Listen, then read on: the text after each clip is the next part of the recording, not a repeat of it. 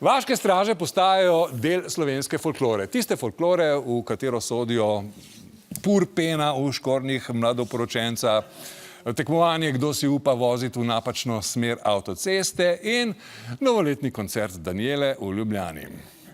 Ker pa si policija želi, da bi ob pojavu vaških straž lahko tudi ukrepala, je Svet za nacionalno varnost ministrstvoma naložil spremembe kazenskega zakonika.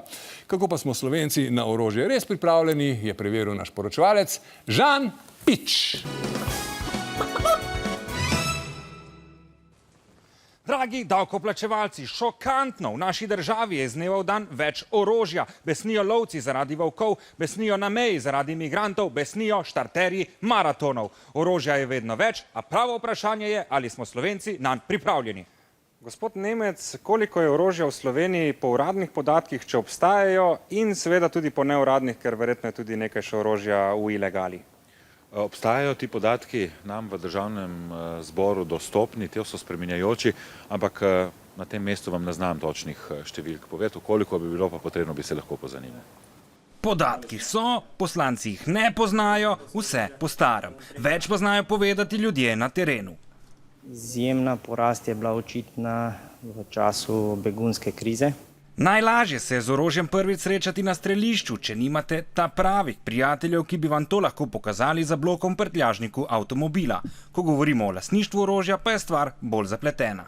Zdravniški pregled je eden od pogojev za pridobitev orožnega lista. Sestavni del tega so tudi psihotesti. Vsak psihološki test lahko opravite na katerikoli medicini dela, ampak bolj kot to je pomembna veščina rokovanja z orožjem. Kako precizno roko ima povprečni Slovenec, bom preveril kar sam na strelišču. Inštruktor se kar nekaj časa intenzivno ukvarjal z mano, da bi čim bolj varno in natančno streljal. In to večkrat.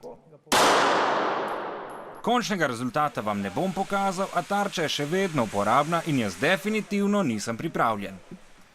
Strelnega orožja ni lahko pridobiti tudi potem, ko ste psihološko pripravljeni za uporabo, ga ni lahko učinkovito in varno vihteti. Po drugi strani imamo orožje, v katerem smo Slovenci pravi mojstri, svetovni unikum, saj smo z njim pobili več ljudi kot strelnim.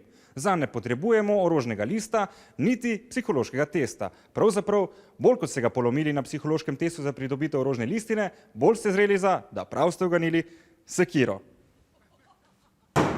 Zakaj dogaja, sem jo zapičil Žan Pič.